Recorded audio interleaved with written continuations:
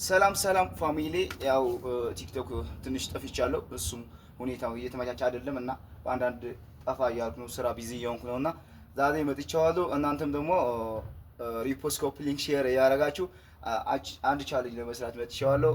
እሰራዋለሁ ብሎ የምታምኑት ወይም ይችለዋል ብላችሁ የምታምኑት ሼር አድርጉላችሁ። ከሰራችሁ ሜንሽን አድርጉልኝ እና ሁላችሁም ሪፖስት አድርጉልኝ ፋሚሊ። ሌትስ ጎ።